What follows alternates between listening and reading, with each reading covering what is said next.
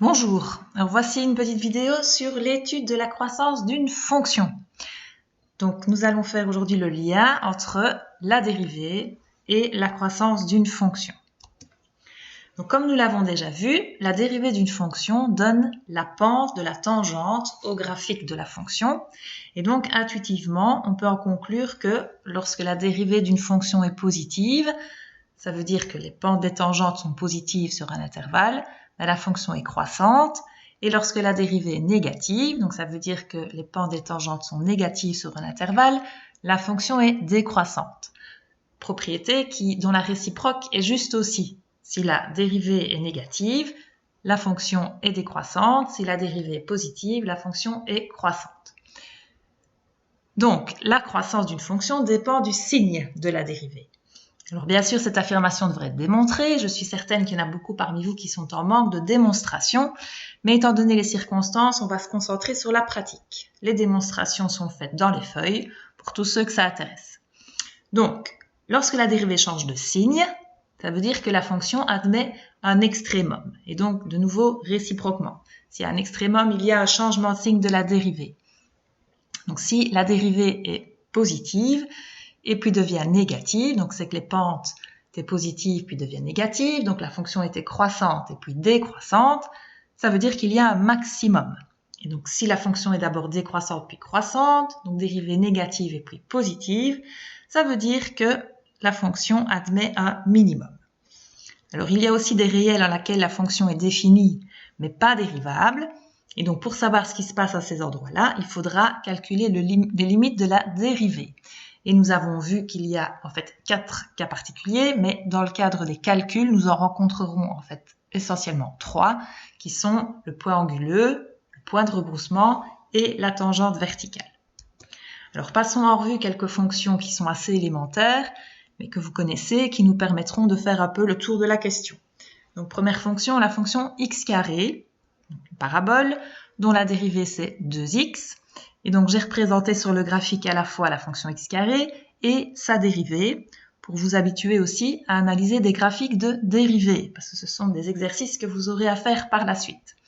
Donc, si vous regardez soit le dessin ou le tableau de signes, la dérivée de la fonction x carré, qui est donc 2x, est négative avant 0, devient positive après. Donc, ça veut dire que la fonction est décroissante, puis devient croissante, et donc le poids de coordonnées 0, 0 est donc un minimum.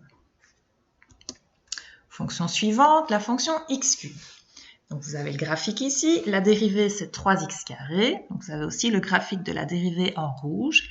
Et donc la fonction x cube est une fonction dont la dérivée est tout le temps positive, donc ça veut dire que la fonction est tout le temps croissante. Et alors ici, on a un point en lequel la dérivée s'annule, mais il n'y a pas de changement de signe. Donc ce n'est ni un maximum ni un minimum. Lorsque c'est le cas, nous écrirons dans le tableau TH, donc qui signifie qu'il y a une tangente horizontale. Alors il y a aussi évidemment des tangentes horizontales chaque fois qu'il y a un changement de signe et que la dérivée s'annule, donc chaque fois qu'il y a un maximum et minimum en lequel la dérivée vaut 0, mais pour ne pas surcharger les tableaux, je me contente en général d'écrire minimum ou maximum, mais si vous voulez ajouter TH chaque fois que la dérivée est nulle, c'est évidemment correct. La fonction racine de x. Alors, cette fonction-là est une fonction un peu particulière parce que c'est une fonction pour laquelle le domaine de définition n'est pas le même que le domaine de dérivabilité. Donc, vous avez appris à calculer des dérivées avec des racines. Je ne vous ai pas demandé de chercher des domaines parce que je voulais que vous vous concentriez sur les calculs. Mais maintenant, étant donné que nous allons analyser la dérivée pour en conclure des caractéristiques sur le graphique, il faudra chercher le domaine de dérivabilité. Et donc, si vous remarquez, la fonction racine, quand on la dérive, fait apparaître un dénominateur avec x. Donc, il y a une condition d'existence supplémentaire pour la dérivée, qui est que le radicand doit être différent de 0. Donc, chaque fois que vous aurez des exercices avec des fonctions racines et que vous chercherez le domaine de dérivabilité, vous rajouterez comme condition radicand différent de 0. Alors voilà le graphique de la fonction racine que vous connaissez déjà. Et donc, si vous remarquez, lorsqu'on calcule la limite quand x tend vers 0 plus, puisqu'on ne peut pas s'approcher de 0 par la gauche, de la dérivée, on obtient plus l'infini. Donc, ça veut dire qu'il y a une tangente verticale, puisque là, il n'y a pas de pente, et donc quand la pente tend vers l'infini, c'est que la tangente est verticale. Si vous analysez le graphique, et d'ailleurs, on peut le conclure directement du résultat du calcul de la limite, donc lorsqu'une fonction est définie en un réel, mais que la dérivée ne l'est pas, et que le graphique de la dérivée admet une asymptote verticale, donc ça veut dire que le graphique de la fonction admet une tangente verticale. Donc si on analyse le tableau de signes, la dérivée n'est pas définie avant 0. Quand on s'approche par la droite, la limite vaut plus l'infini, donc nous écrirons dans le tableau une barre en dessous de 0 pour la ligne de la dérivée et un plus l'infini à droite. Puis donc là où elle est définie, la dérivée est positive. Donc cela signifie que la fonction admet un minimum, puisque la fonction est croissante après, même si elle n'est pas décroissante avant, puisqu'elle n'est pas définie. Donc il y a un minimum. Et alors il faut écrire aussi dans le tableau, donc je sais que ça n'apparaît pas bien à l'écran, mais qu'il y a une tangente verticale, donc TV, en dessous de 0. Fonction suivante, la fonction valeur absolue de x. Donc de nouveau, vous la connaissez. Alors comme vous le savez, la valeur absolue de x, c'est la même chose que x quand x est positif, et c'est moins x quand x est négatif. Donc si on veut dériver une valeur absolue, on enlève la valeur absolue, donc on obtient x ou moins x, donc la dérivée c'est 1 à droite de 0, et c'est moins 1 pour tous les réels négatifs. Alors comme vous remarquez, en 0, selon qu'on s'approche par la droite ou par la gauche, le nombre dérivé a deux valeurs différentes. Donc ça signifie que la dérivée n'existe pas en 0.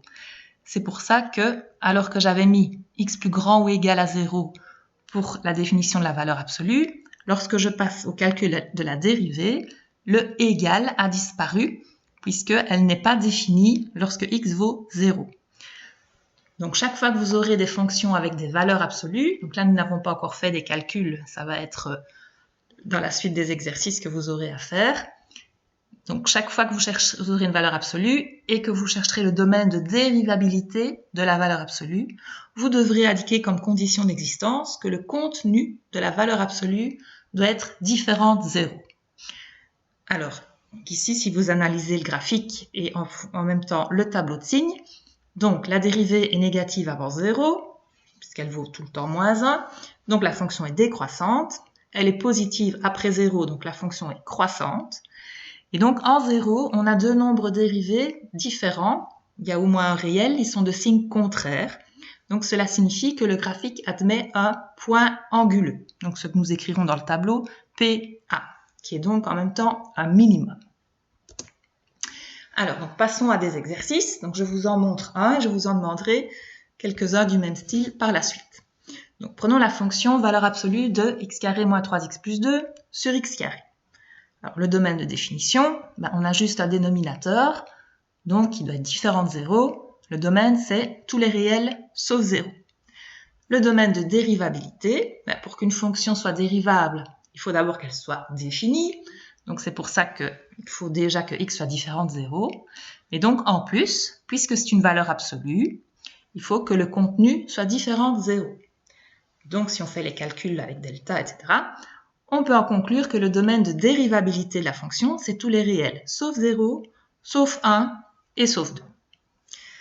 Alors, pour dériver la fonction, on va se débarrasser de la valeur absolue. Donc pour ça, on fait un tableau de signes de x carré moins 3x plus 2.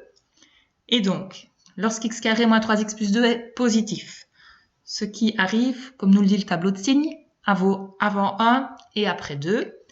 On enlève la valeur absolue sans rien changer. Donc, ça devient x carré moins 3x plus 2 sur x carré. Lorsque x carré moins 3x plus 2 est négatif, donc entre 1 et 2, comme le contenu de la valeur absolue est négatif, donc en enlevant la valeur absolue, on change le signe du polynôme. Donc l'expression analytique devient moins x carré plus 3x moins 2 sur x carré. Alors, si vous analysez les deux fonctions, elles ont des expressions analytiques qui sont opposées l'une à l'autre.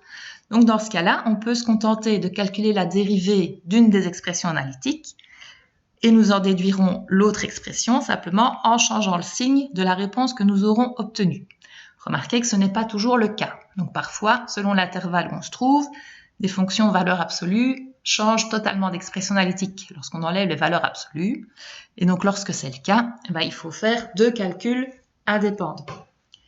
Alors, avant de faire un tableau avec le signe de la dérivée et l'interprétation, puisque nous avons 2 réels en lesquels la fonction est définie mais pas dérivable, il faut calculer les limites du nombre dérivé en ces réels.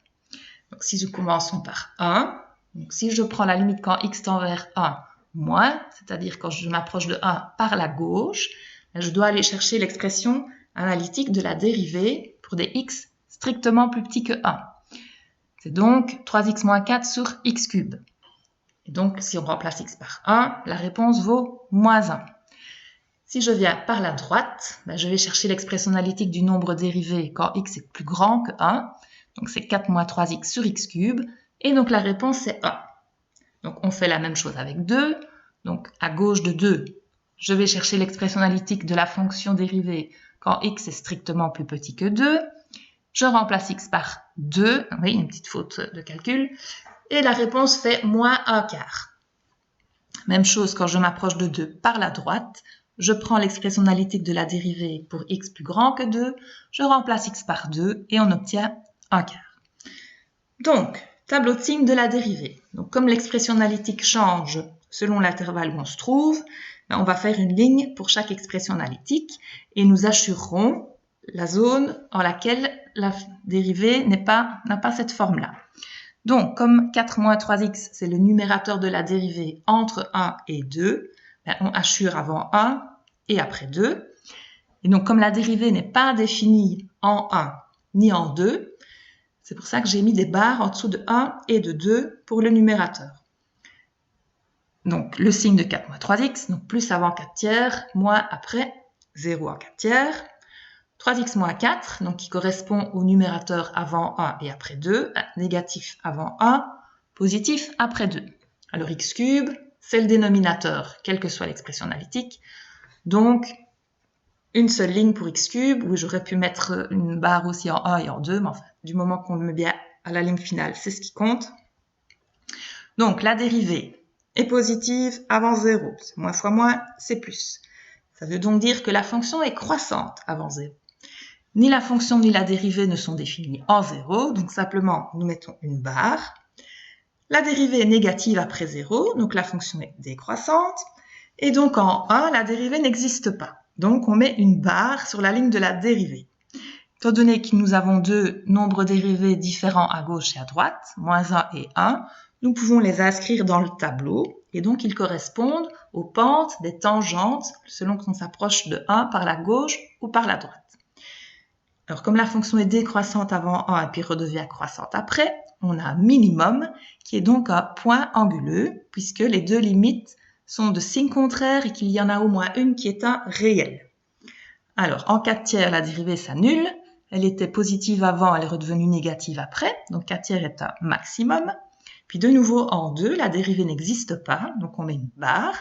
On a des nombres dérivés différents à gauche et à droite, de signe contraire, dont un est un réel. Donc, on a encore un point anguleux qui est aussi un minimum puisque la dérivée a changé de signe. Donc, si je reprends la dernière ligne de mon tableau pour pouvoir faire le lien avec le graphique, donc je constate que la fonction est bien croissante avant 0. Il y a d'ailleurs une asymptote verticale, vous l'aurez remarqué, en 0 pour la fonction. Donc, il y a un minimum qui est point anguleux en 1. Donc, j'ai dessiné en rouge des demi-tangentes. Voilà, en pointillé. On a la même chose en 0, donc elles sont un peu moins visibles parce qu'elles se confondent presque avec le graphique. Et puis donc on remarque bien qu'on a le minimum, un maximum en 0, de nouveau le minimum qui est point anguleux. Voilà, donc je voudrais bien qu'en ce début de semaine, vous fassiez 2 types d'exercices. Donc premier type, c'est d'analyser des graphiques de dérivées. Donc je vous ai mis ici 4 graphiques, donc ce sont les graphiques des fonctions dérivées. Donc vous devez en chercher le signe en analysant le graphique et l'interpréter en termes de croissance ou décroissance pour la fonction, ainsi que chercher les maximums, minimums, etc. Donc je vous enverrai un fichier qui reprend les graphiques parce qu'ils ne sont pas dans les feuilles. Et puis je vous enverrai un peu plus tard dans la semaine des solutionnaires. Deuxième type d'exercice, c'est de reprendre les calculs de dérivée de la page 116. Donc l'exercice 5 qui concerne des valeurs absolues. Et donc je voudrais bien que pour les exercices 3, 5, 6, 8 et 10, vous fassiez non seulement le calcul de la dérivée, mais que vous fassiez aussi un tableau de croissance, donc comme je l'ai fait avec vous. Je ne vous demande pas de l'interpréter par un graphique, donc ça viendra plus tard, mais donc simplement de faire un tableau avec le signe de la dérivée et l'interprétation pour le graphique de la fonction. Voilà, bonne journée, bon travail et à bientôt!